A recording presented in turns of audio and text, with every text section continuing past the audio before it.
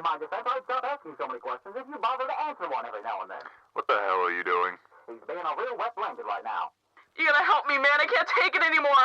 I'm gonna kill him. Now, hold on just a moment. You kill him, I kill you. We're getting paid good money to see he gets back safe. Well, am I glad there's a voice of reason here? He doesn't stop talking. He just keeps going on and on about random shit. And that accent? What year does this idiot think it is? I can't take it anymore. Please, somebody else just watch him. I'm gonna lose it. Grow up. You're supposed to be a professional. A professional jackass, am I right? Don't talk to me about professional. What the hell are you doing with that thing? What's he got? I can't see. Somebody tell me. Is it for me? The listeners want to know.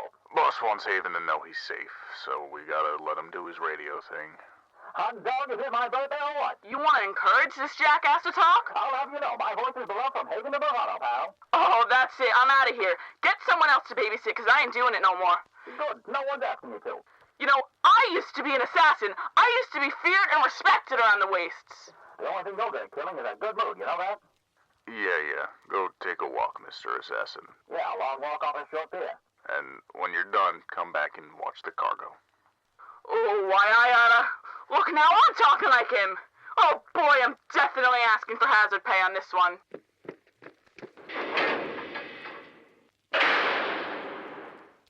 What was that? Did he breathe? What a bullnose. Couldn't stand the cut of my jib, eh?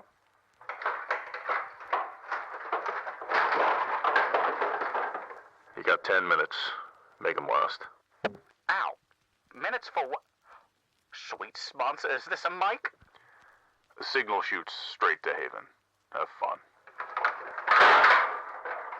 Oh, boy, I can't tell you how happy I am to see you. You look great, darling. Honestly, a real sight for sore eyes. Oh, you too, Haven. In case you haven't gathered, this is Bobby Dimes with the Wasteland Times, and you'll listen to the Wasteland Times frequency.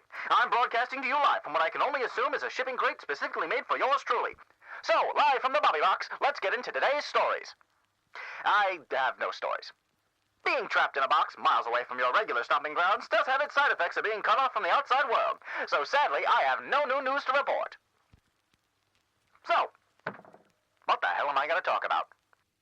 How about bravado? Nope, that was last episode. Or how about the ant I saw the other day? No, that's not interesting at all. Oh, I've got it. How about a little history lesson? While this might not be as factual as my more observable news, the history of the fall of humanity is shrouded in mystery, full of uncertainties and accounts that sound just about believable enough to be true. So let's dive into this cocktail of shady research and secondhand accounts from Signal knows how many years ago. And let's talk about the fall of humanity.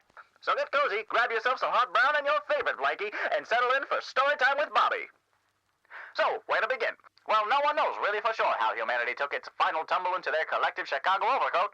Everyone does have their 2 cents on the 5 W's. The most accepted theory is that there was this fungus, or virus?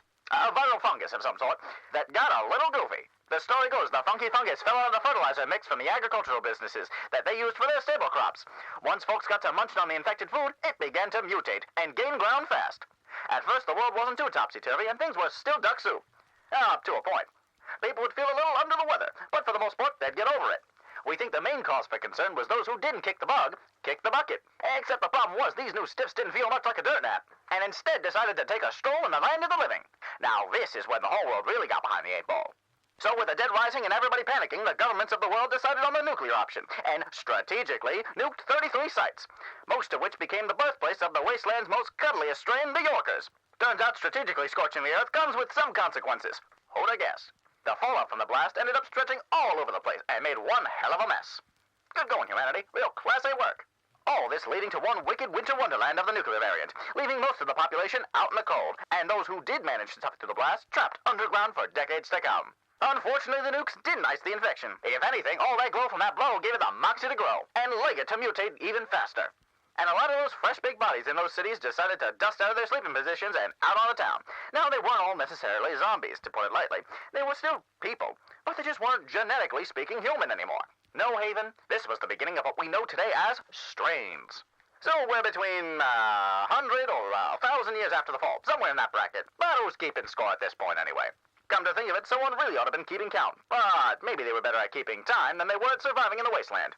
So you got your strains now. Genetically different lineages of people who specifically adapted to their own unique stomping grounds. Like Baywalkers from Baytown, or Yorkers from Old York. And oh boy, do these two hate each other. I mean, they really have it out for one another. It's almost impressive to watch a pair get sore at one another over practically nothing. But I digress.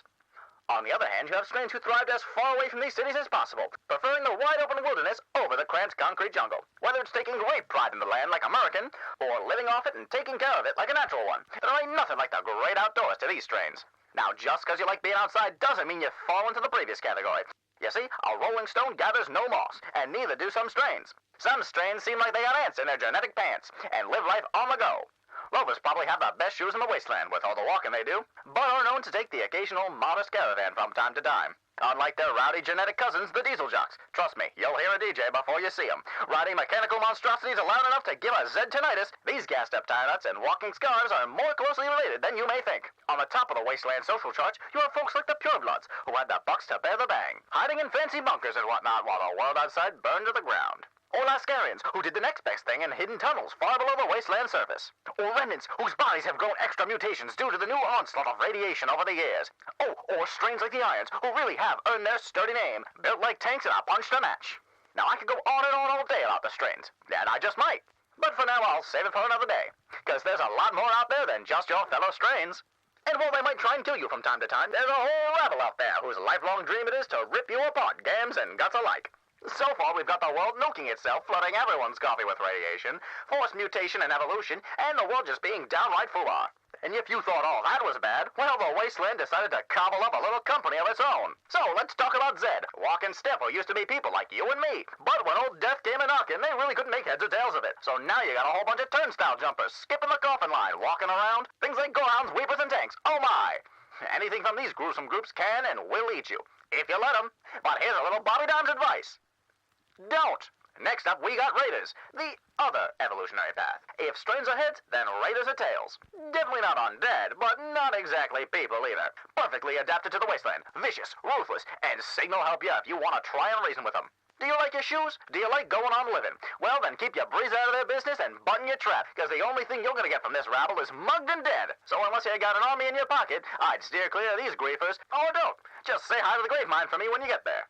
Oh, and how could I forget? The mushroom of the hour, the fungus among us, the grave mind itself, suspected to be the collective consciousness of everyone who's ever bit the dust since the fall began. Others say it's the dark reflection of your own mind trying to rationalize the trauma you experience after being cobbled back together by your own infection. Either way, it spreads all over the place. And it's who stands behind the desk of the old Hotel Death. It's a one-way ticket for a DMT trip, destination the Shrink's office. Folks say you learn more about yourself than you ever wanted to know by the time you get back on your feet.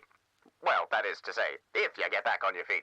But what can you do? Everyone dies eventually. And that's about the whole upshot of things. The who's and what's at the end of the world. And you know what? That reminds me of a funny story. All right, time's up. Give me the mic. Hold on. Wait just a signal-loving second. Give me the mic. All right. I'm gonna be square with you, pal. I can't do that. Let go of the mic before I break your wrist. No, please, just 5 more minutes. Oh, come on, have a heart, will ya? You can't just leave me here, it's so boring. You can unplug it, and just leave me here with a dead mic. Please. Ungrateful. No. Last time I throw you a bone. You're a no-good, lousy dewdropper, you know that? And I'm gonna make sure the whole wasteland knows what a sting bomb you turned out to be. You hear me, you white-livered, greedy-gutted poltroon? What's the matter? Got a headache? I told you he was annoying. Whatever, it's done. Now get back to work and watch the box. Fine, but I still want a bonus for putting up with this. Annoying Picassian! Who you calling annoying, you milksop? The hell even is a milksop? You! Pack up the gear and put it back in the comm room when you're done. I need an aspirin. You're gonna need more than that when I'm done with you. How the hell do I turn this off? It's still on. Even if you can hear me, this will break the clock. With any luck, these mini hammers won't lose me along the way. I'll see you all real soon, I hope. But for now, this has been Bobby Dimes with the Wasteland Times, and you're listening to the Wasteland Times Frequency. That's WDF for short. Thanks for listening in, and... I swear I'll sink this boat and everybody on board if you don't shut up, so help me!